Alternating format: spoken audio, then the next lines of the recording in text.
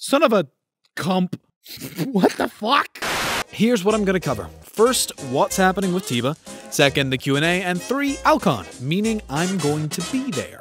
So, first, after speculation and no real solid word, one of the judges, namely this one, confirmed with me the results will be released in October, coinciding with the relaunch of the Team 4-star website.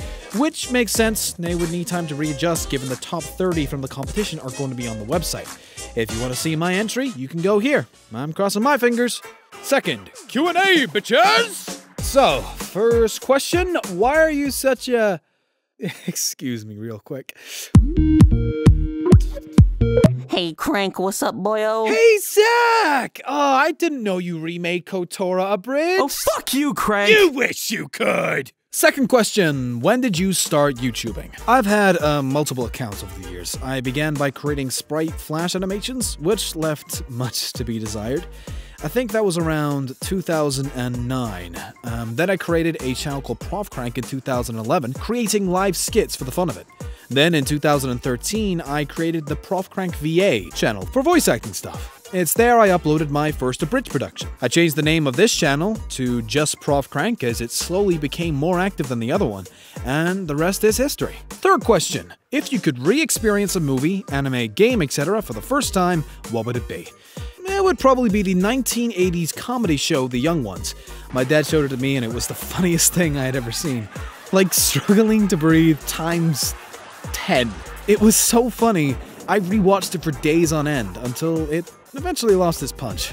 I still smile at it whenever I watch it, but I haven't laughed that hard since. Fourth question, can I touch your face? You'll have to find me first! Ah, shit. Fifth question, what kind of hardware and software setup? Well, for my editing, I have my own custom-built computer with the most powerful processor I could afford for editing, a reasonable amount of RAM, and a decent enough graphics card for some gaming on the side. I also use the Adobe Creative Cloud package for any of my editing, so I would use Adobe Premiere, Adobe After Effects, Adobe... Well, it's a fancy name, it's Adobe, is it? And Adobe Audition. Which, also, I use Adobe Audition for voiceover, with PodFarm, a Line 6 UX2 audio interface, an AT2020 XLR microphone. XLR will always be better than USB. It's not an opinion, it's a fact. With conditioned surroundings, of course, be it a blanket for it, or an actual studio. Sixth questions. Ooh, okay. Favorite anime, favorite color, country of origin, where you learn to edit, favorite abridged series, first abridged series, opinions on the general noobs of Tiba, favorite voice you can put on, did you draw your avatar, am I asking too many questions? Higurashi no Nakokoro ni, purple or blue? Scotland! Self-taught, I don't actually have one. Yu-Gi-Oh! Abridged, but that's everyone's, right? Opinions, there was the great and there was the bad, but that's what happens, especially if it's your first parody. But I found some new abridgers I'll be keeping an eye on. Fave voice, this one, the avatar was by Unserious Guy, who is an awesome guy, and no, I'll even give you my social security number. It's 321 go fuck. Seventh question, other hobbies and what is your job? Do you have a career in mind? Okay, so I enjoy reading, gaming, watching movies, writing, drawing, even though I'm not very good at it, playing music at the odd time, and usually only very specific tunes. I'm not doing it much now because of the daily grind, but I love the feeling when you get the endorphins pumping. Career-wise, I thought I had that figured out. See, I got into where I wanted to work at age 20, and since then, I'm just doing what I want to do. Voice acting has been the major steady thing, so I'm doing what I can to further that, amongst writing and other content creating avenues. I've actually been living off freelance voiceover gigs for the past few months now. It is difficult when you are a weirdly accented guy in the UK, but I'm making it. In the meantime, I usually pick up jobs helping out on films and TV here and there, and sometimes call center and social media management work, but yeah, we all gotta make money somehow. And I love me some sweet, sweet oranges. Baby. Eighth question, favorite creepypasta or SCP? You know, I actually started a project to voice some of the SCPs on the site after I got inspired by the Vulcan. Probably probably my favorite SCP would actually be voiced by him. It's called Contain Yourself. It's not really scary, per se. Well, that's actually not really scary at all. But it is very, very good. For scary movies, though, whew! Number 1, Crimson Peak. Number 2, The Shining. And number 3, Sinister. 9th question, favorite pie? Fuck pie. I'm a cupcake kind of guy. 10th question, inspiration to be a voice actor or a bridger, or what motivates you in general? Well, I just wanted to take part in amazing productions. I just love doing it. For bridging, I like making people laugh. But more recently, it's become more than that, and I'm aiming to display what I mean by that with something I'm working on currently. For what motivates me in general, to be honest, I'm a workaholic. Some people view that as a good thing, but it's not always in cases. I feel bad if I haven't made progress in something during a day. I always have to be working on something, and I always want to make sure that I am proud of what I'm working on. We only have a limited amount of time on this earth, and I want to do as much as possible. And that doesn't just extend to making things. I want to go places. I want to go on the train through Europe, for example. Visit America, places in Asia, all over the world. The world's a beautiful place, and I do not want to miss it. For who inspires me, probably the closest thing to it is my parents. I love them to bits. Oh, and Dan Harmon. He creates amazing things, and his efforts with Channel 101 was so good for us creatives. Number 11, butts or boobs, ant or deck, tomato sauce or brown sauce, full English or continental. So many potential questions! Both, tomato, and I don't knit. So many confusing answers! Question 12, reaction videos? No, I didn't consider it then, and stuff has changed since that announcement video, so I don't think I would now. I may release commentaries for the content I produced already, like maybe the abridged one-shots and stuff. I think that would be fun. Question 13. Any funny or strange stories? Well, I have a few. It was, if you want a funny story, go back to when I was socially inept in high school. That was filled with funny stories. In fact, whenever I start telling one, I always get cut off. Anyway, so it was like, question 14, you should do Hunter x Hunter abridged. It's Naruto, but it's also not Hunter. 15th question, what is or are the most bizarre lines you have ever been asked to record? Yaoi. I have been asked to be in Yaoi. Whether I do it or not, I would leave to your imagination. Ah, no. 16th question, how much VO and editing work do you do outside of this channel? I'm working on something for someone else every day for another production, be it commercial narration for big projects, voicing for top 10 lists, or other abridged series. I usually have to record at least once a day. As I said, I'm a workaholic. 17th question, why are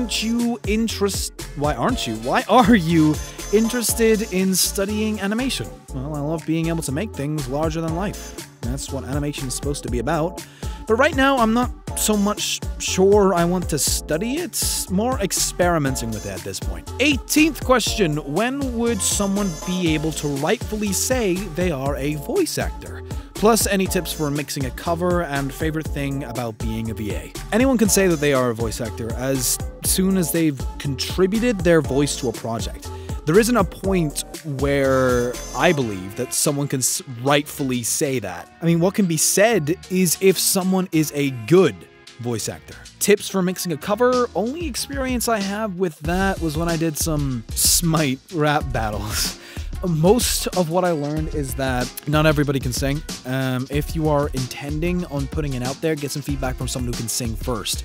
I think you need to be aware of what keys and notes you can sing before you approach anything. Don't be afraid to adjust the key of the song in order to make it sound good. Be aware of what you can do. For example, I'm not going to be able to sing the high notes in any Ed Sheeran songs anytime soon.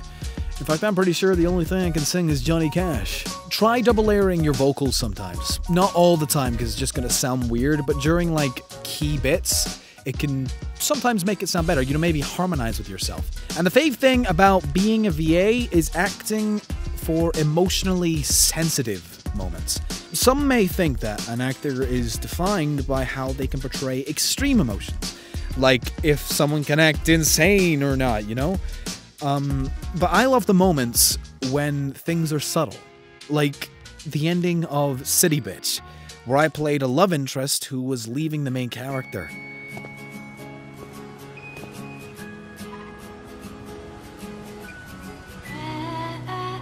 I'm gonna miss you, you know.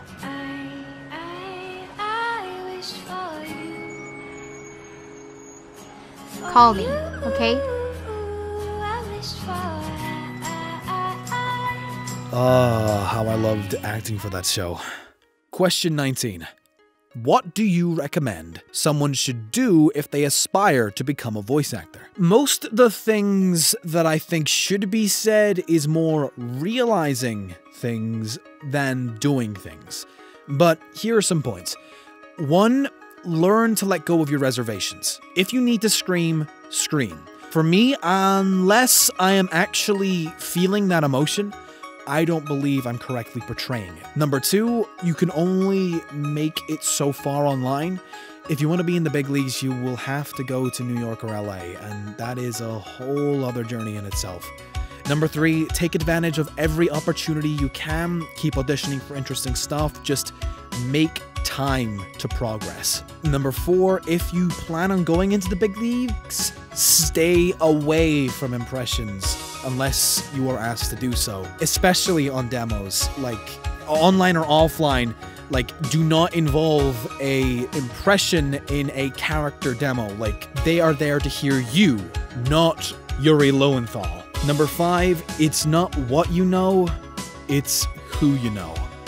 You don't know how upsettingly true that statement is. And now for the abridged theme questions! Yay! Kill me! When did you get into abridging and why? I had voiced for a few series here and there.